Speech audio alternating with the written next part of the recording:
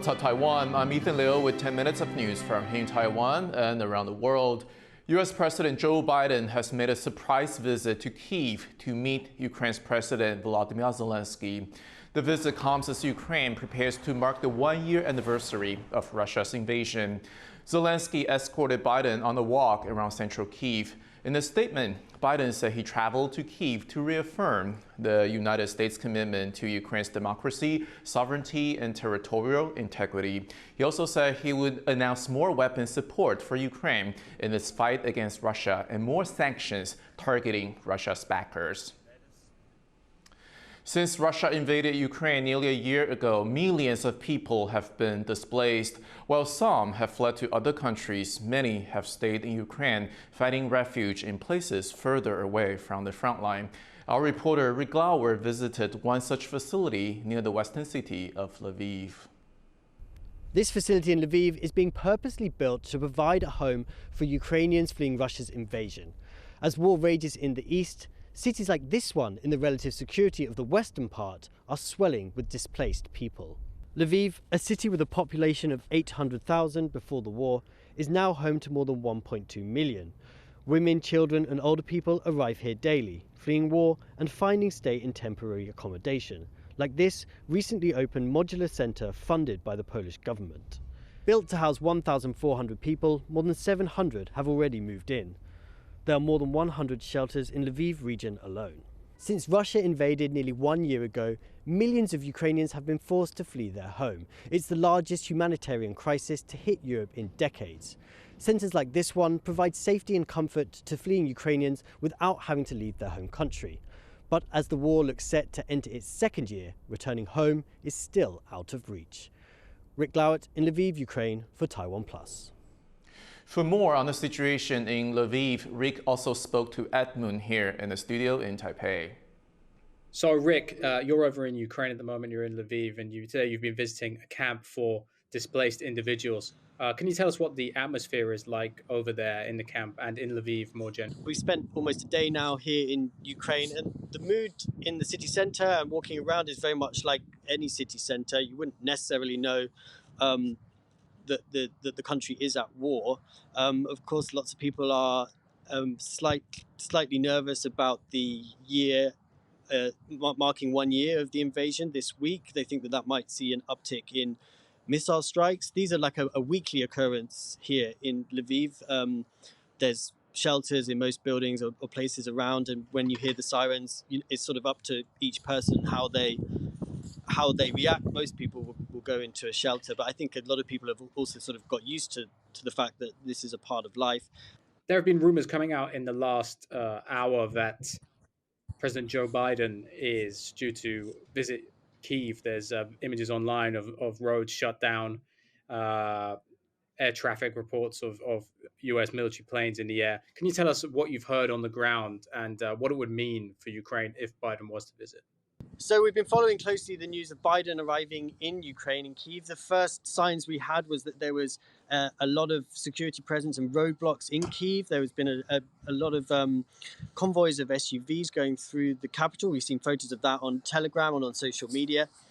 We've also seen evidence of a US Air Force plane hovering over the Polish-Ukraine border.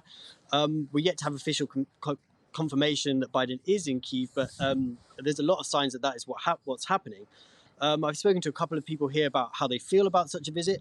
Obviously, people here are aware that the US is a major ally for Ukraine. It's been a big backer in this war, from aid to weapons to diplomatic pressure, sanctions on Russia.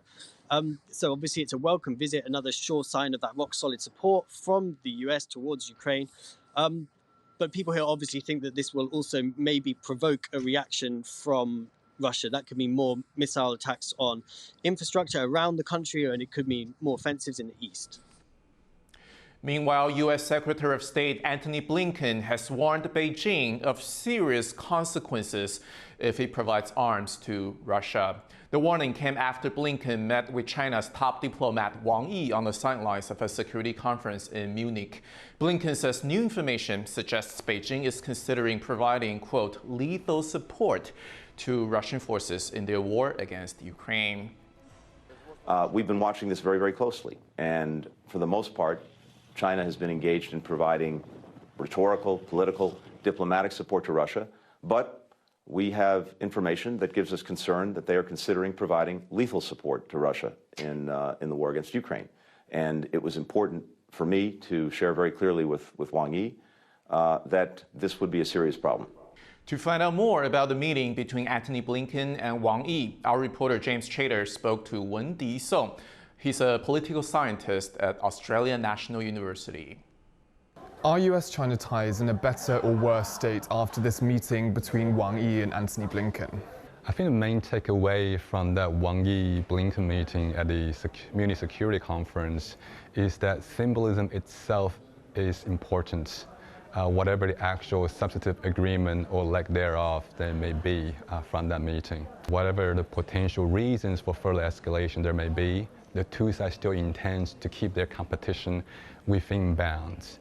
In the meantime, of course, you see both sides trying to, at least formally speaking, trying to downplay the meaning of the meeting itself. And what we see from the Munich Security Conference then is that both sides are back into that, not exactly shouting match stage, but both are trying to use various wording, various shifts in diplomatic protocol to generate more bargaining chips that they can use against each other rather than working with each other. Blinken warned of, quote, serious consequences if Beijing provides lethal weapons to Moscow.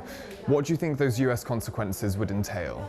I think what I see from Blinken's statement is a gradual expansion of the scope of Chinese activities that the US find as dangerously close to US own red lines on the Ukraine-Russia war issue. Now Blinken's statement is saying not only is direct Chinese support for a Russian war effort not acceptable, but nor is more indirect forms of Chinese support for the capacity of Russian state to wage this war against Ukraine. We've had many reports now of US delegations wanting to visit Taiwan. A top Pentagon official was reported by the FT to be in Taiwan last week. What do you think all of this means for US-China-Taiwan ties in the months before Taiwan's presidential election?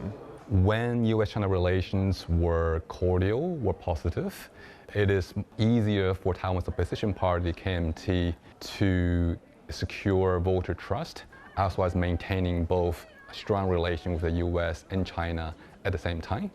However, at the moment when US-China relations were edging closer to crisis point, however, it is harder for those Beijing-friendlier political forces in Taiwan to be in a position to argue that it is possible for Taiwan to get along with both Beijing and Washington. So I think this downturn in US-China relations definitely will have significant impact in terms of marginalizing the scope of operations for Beijing-friendlier voices in Taiwan's 2024 presidential election.